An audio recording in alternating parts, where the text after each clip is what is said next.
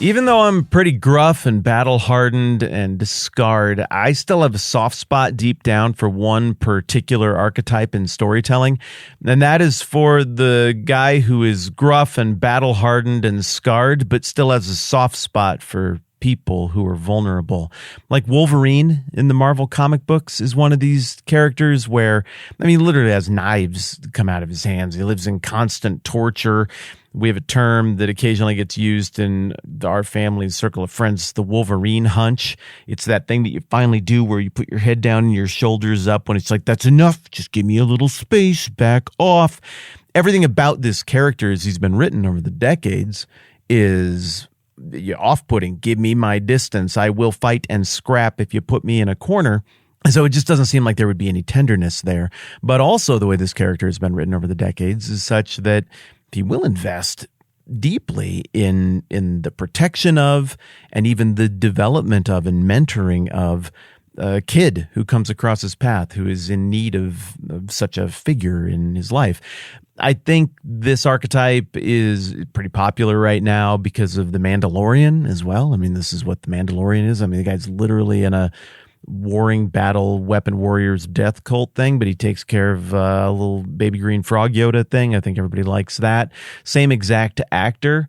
Also just had a big hit on HBO with it's a video game movie, The Last of Us, where same thing. He looks out for somebody who's not his kid, and he's been hardened and scarred by the years. He's been through trauma, but yet he can still muster this part of his heart, or maybe it's the kid that unlocks this part of his heart. It's just a cool age-old mechanism in storytelling, and I think we're seeing a little bit of that here in the book of Esther in chapter 2 in terms of who this Mordecai guy is and his relationship with his cousin, the namesake of the book, Esther.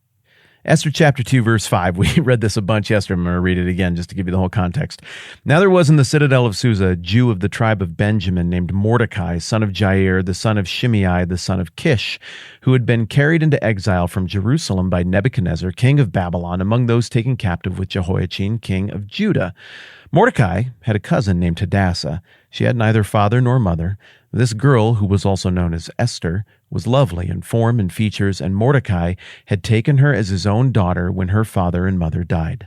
Look, with the stuff we were talking about over the last couple of days with Mordecai, it's not really about him. We didn't learn anything about him other than he's been through this terrible trauma, and maybe other than a few details that the author of Esther wants to frame up for us about what had happened to the Jewish people and why Mordecai was maybe one of those who still lived in Persia in this prominent city of Susa. Maybe we're supposed to catch that he's descended from somebody named Kish, and that's maybe supposed to harken back for the original reader to the name of the father of the first king of the United Kingdom of Israel, that being Saul. His dad's name was Kish.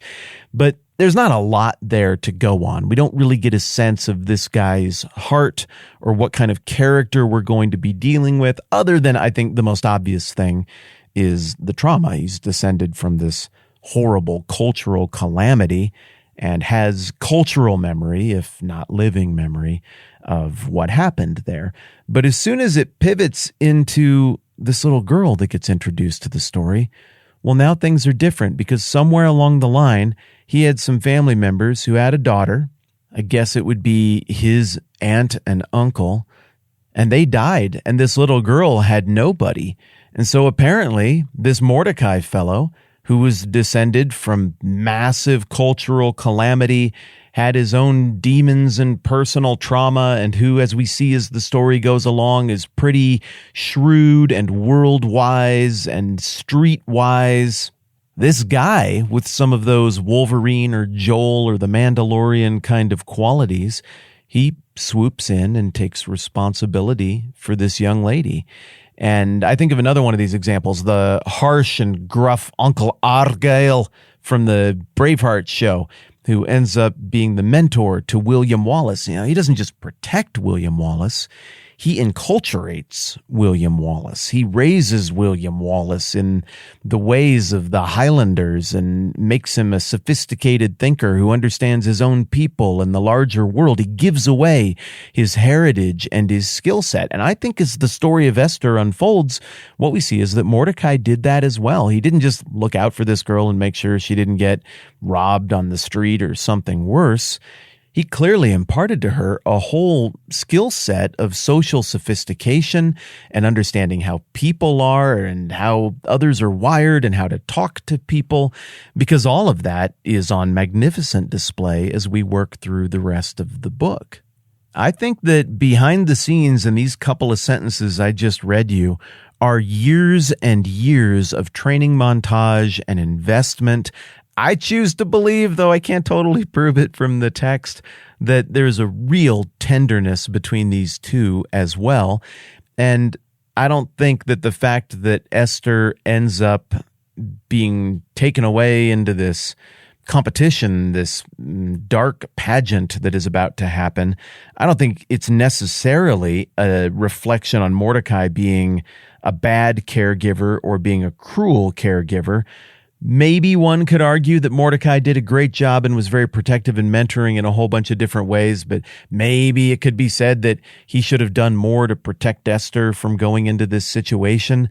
But again, I think the practical thinking person would have known that this charge of mine, this cousin of mine who I've raised and shown care to, she's lovely in form and feature. I mean, that's the only thing we learn about Esther right off the bat.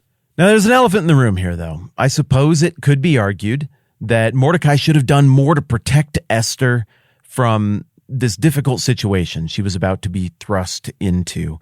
And yeah, maybe with modern sensibilities, maybe. But at the same time, Mordecai is clearly a practical thinker, clearly a competent thinker. And he looks at this young lady as she's growing up to become a young woman. And like anybody with eyes, he can tell that she has these defining characteristics of form and beauty. She's elegant. She's lovely. She's going to marry somebody. That she's not going to be some kind of spinster. This is going to happen.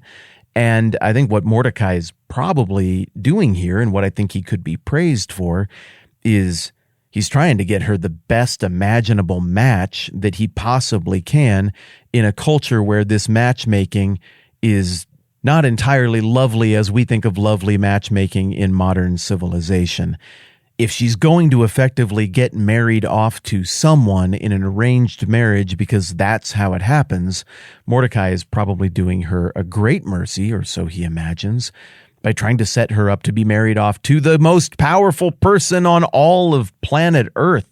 Now, we're going to see a moment down the road where Mordecai and Esther have what could be described as a little bit of family tension. Mordecai is certainly firm with her at one point on what she ought to be doing next, on what the courageous and right thing to do would be. And we'll unpack that when we get to it.